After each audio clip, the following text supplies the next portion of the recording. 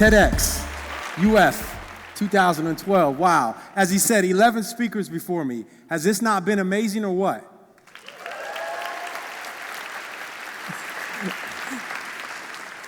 Now, what I want to know is whose big idea it was to put me last. You know, I can imagine him looking over the venue saying, okay, now, I don't know, we're wondering about this guy. Who has a name? What kind of name is Morrison anyway? You know what, we'll go ahead and we'll put him last. I mean, how much could he really mess up, you know? But today's been a phenomenal event. As I look around, 1,600 people, gosh, this place is amazing. When we look at the amount of ideas and energy and relationships and connections that have been made, I'm so curious about what's going to happen when we leave here. I'm so curious about that because, see, I believe that every person has an amazing story. I believe that every person has phenomenal gifts and abilities and talents that no one else has, just like you. So I'm really curious. And that's what I'm here to talk to you about. As we celebrate curiosity in this TED event, I have one question that I want to sprinkle and flavor the rest of my talk with. What would happen if we all decided to follow our curiosity and our natural instincts that are within each of us right now? How much more different would our decisions be as we start to make them?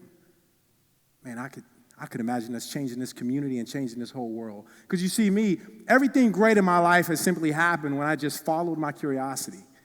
You know, when I was young, I was standing outside the bathroom one day, and my Uncle Thomas was getting dressed, and he had a big date that night.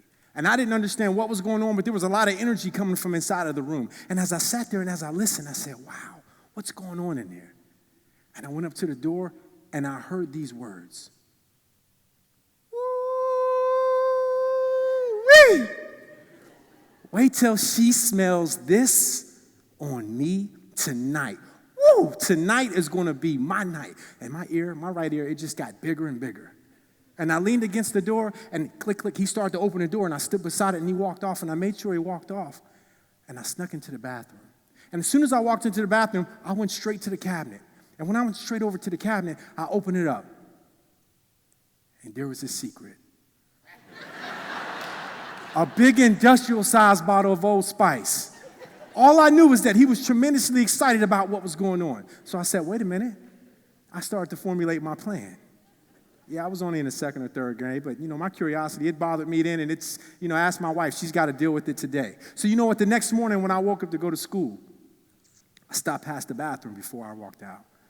And I said, wait a minute, if it worked for Uncle Thomas, I got to do exactly what he did. So I walked up, and I looked in the mirror, and I said, ooh-wee, wait till they see me at the bus stop today. And I took it out, and I put it on. And I wanted to make sure it worked, so I sprinkled a little bit more. And I said, oh, my God. And I started coughing. But you know what? I knew it was working because as soon as I got to the bus stop, the whole place just cleared out. And I definitely knew it was working because as soon as I took those 2 steps up on the bus, I turned, and on the bus is generally packed. I don't know about the bus you rode to school. We had to fight for seats. But oh, no, not today. Morrison was getting preferential treatment. The first few rows just completely cleared out as soon as I stepped on the bus. But you know what? My Uncle Thomas's words came back to my mind. I said, he said, wait till she smells this on me. I said, wait a minute, I got to find my she. There she was. 4 rows back. I walked, Amber Huff. And I sat right beside her, and I just looked at her. And she said, I smell you. You do? What I smell like? You smell like my daddy. And I said, wait a minute, is that a good thing? She said, I love my daddy. I said, yes, Uncle Thomas was right. Follow my curiosity. Oh my God, I love my Uncle Thomas. He's awesome. Some of the best moments don't follow my curiosity, but let me tell you something. A lot of good, funny stories, but following your curiosity, it also helps you in some of the toughest times of adversity in your life as well. Because you see, the last thing I really remembered as I stood beside my grandmother's bed and I held her hand, the doctor's words playing in my head over and over again, and he said this, Morris, make sure you talk to your grandmother. Make sure you talk to her, because just because she's unresponsive, I think that she can hear what you're saying. There's no studies or data to show whether she can't, so just talk to her. And as I held her hand, and all I could think about was losing my mother and my father and being orphaned in New York City the first time. And this is my great aunt, the lady who rescued me, the lady who I call grandma. She was my everything. And now I'm about to say goodbye to her. What do you do? What do you do in that situation? I stood there, and I probably did what many of you would do. I begged her not to leave me. And then I saw her lip quiver, and a tear came down her right cheek. And at that moment, I knew that she could hear every single word that I was saying. Now what do? This is a monologue. This is a one-way conversation. I made every single promise in the world. I'm going to be successful. I'm going to do something with the opportunities that you gave me. I don't know how, but thank you for what you did. And you know, when I walked down into the parking lot, as I stopped and I turned and I looked up at the 8th floor, and the last room on the right-hand side, I saw them cut the light out. And as soon as that light switch flipped, a switch flipped inside of me. I fell in love, truly, for the first time. I fell in love with one thought and with one idea that I became more curious about that would change the rest of my life. I just sat there and I made all these promise to her about being successful. But I have no idea what that really means. How am I going to be successful? What is successful? What does it mean to be successful anyway? And as I sat there, all I know when I look back years later, I've asked every single person that I could run into. I've talked to CEOs, I've talked to homeless people, I've talked to black people, white people, big people, little people, you name it. I asked anyone that I could, how did you get where you're at? Successful people always told me, I always found out 2 things from really successful people. First of all, there's no true definition of success. And following your instincts and your curiosity, that's what makes you successful. Because every single one of them would continue to tell me, they say, you know what? I don't know how I got here. All I know is my gut told me, and I made the turn, and I've never been disappointed. But consequently, every single time I talk to an unsuccessful person, the story would go like this.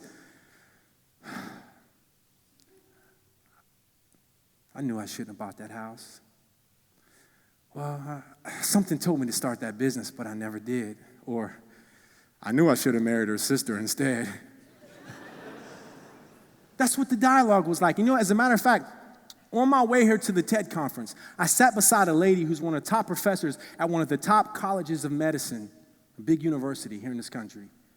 And we had a great dialogue about successful med students and providers later on who really made big impacts in the real world. And so I asked her, I said, how do you know? How do you know? And she said, well, there's no clear way to really know, but she said, I can tell which ones are going to be successful. She said, because I asked them one question. She said, I asked them, what type of adversity have you been through in your life? What have you ever had to overcome? And then I said, why do you ask medical students that question? She said, because they've been thinking with analytical and technical skills and living in a box their whole life, reading a textbook, taking a test, passing organic, and now they're great, and they got into medical school. She said, but here, they may be in a medical school class with 1 of 200 other people, and they're going to be force ranked, because you better believe at the end of that year, someone's graduating top of that class, and someone's going to graduate at the very end of the class. Very bottom of the list, I'm sorry. And she said some of them can't take that comparison. She said that's enough to break some of them and completely change their majors and change their lives. And because they may have had mother and father who expected them to be doctors, some of them can't even go home, so they can't be a part of the 85%. But you know what? She reminded me of something that I heard a lady named Mrs. Geraldine Belmere say when I was little. She said, all unhappiness in life is caused by comparison. I said, what? All unhappiness in life is caused by comparison. You can never really be unhappy with something unless you're relatively comparing it to something that you shouldn't be comparing it to. And you know, as a motivational speaker, as I travel and I get emails and people stay connected with me, people say, you know, the number one thing you said that I never will forget is that quote you said about comparing people. You know why? Because comparisons, it depends on how you look at it. So this picture shows that would the orange not be relative just because it's compared to something else that's different? See, when you start to compare yourself to other people, you start to think that you do not have value. And when you think you don't have value, you won't have confidence, and the confidence that's necessary for you to follow your own instincts and your own curiosity. And you know what? Once that confidence is diminished, you can forget about it. Because I've been married for 2 years now. And I've gotten a new education that nobody told me I was going to get. Oh, y'all know it's coming. I get the privilege of going shopping with my wife every now and then. And you see, I'm trying to get the Husband of the Year award, so I don't sit outside the store. I go into the dressing room with her, and I sit on that little chair by the mirrors. And you know what? I turn into Scooby-Doo every time I go because she walks out with the same question. Did these jeans make me look fat? What are we supposed to say to that? But you know what? And being in that scenario enough times, I realized something. Hey, guys, we try on clothes completely different than women do. Yeah, and guys will. It doesn't matter if it's a young teenager with all this swag, or if it's a guy who's in his 50s or 60s and his name is Tom or Bob and he's trying on a suit jacket at Joseph A. Banks. It's all the same. Guys, we start squared up with the mirror and we'll kind of look at it. And before you know it, fellas, we may even turn to the side and do the little look and the hand will go out. And then before you know it, our chin will go down. Hey, guys, what's that thing we do with our chin anyway? What is that? But as soon as our chin goes up, yeah, I'll take this in a large, please. Thank you very much. Yeah, cool. But see, women, you all have a completely different approach. Women have a 4-step approach to even trying on jeans, and it's all about confidence. Oh, I've seen it enough. My wife, she's got it down. First step, 1, 2, 3, 4. Ladies, what is it that you all are looking for down there? Do you think certain jeans just make certain parts of your body disappear? But I realize it doesn't matter if my wife is trying on a watch or a scarf, or even shoes. If I go to 9 West with her, it's the same step. 1, 2, 3, turn, she'll look at the shoes, and before you know it, she's looking back there. I never quite understood it, but now I get it, though. I get it, especially when we look at comparisons, because listen, we do all of that so that we can convince ourselves first in the morning before we leave our house. We've all had those days when we only had that one outfit left and it was dirty and we have to wear it, so we feel completely uncomfortable all day. We're walking past everyone at work saying, sorry, I can't talk right now. I have to get going to my office. It's happened to all of us at a certain point in time. And that confidence is important because there's been a new term that's been coined over the past 20 years called emotional intelligence. A lot of study and a lot of research has been done on it. And the leading thought leader, one of the top gurus, psychologists, his name is Daniel Goleman. And Daniel Goleman, along with his research foundation, the Consortium for Research on Emotional Intelligence, they looked at EQ as what they call it, and they said at times when it comes to individual performance, it's far more important than IQ is. And a lot of people began to argue with them, so they did a big study. And they looked at over 200 companies and organizations. And when they looked at these companies, they looked at the top performers inside of the organizations as a cross-section.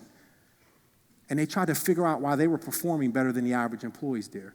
And in every single one of the top performers, they had twice the amount of measured emotional intelligence. And it was statistically double the amount of cognitive and technical skills in IQ. Now, not saying that IQ isn't important, but emotional intelligence is important because people that are high in emotional intelligence, what they say is this. They say, you can understand your own emotions and others' emotions better. And when you do that, it changes the way you make decisions. So then you have more confidence because at the cornerstone of emotional intelligence is self-awareness. So when you become self-aware, the factors with that are realistic assessments and judgments that you make and also increase self-confidence. And that's why emotional intelligence is so important. And you know what? People come up to me after all the time and it's like, like I'm a dealer or something. And they'll whisper and they'll say, hey, Morris, hey, where can I get some of that emotional intelligence at? You know that emotional intelligence you was talking about? And I said, hey, listen, because the question is, can it be learned? And you know what? Here's what's interesting.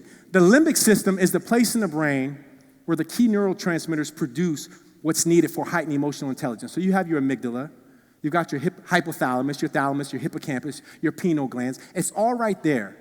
But unfortunately, the focus of our brain, which is the neocortex, that's what a lot of our educational design focuses on. So a lot of analytical and technical skills and grasping key concepts and logic.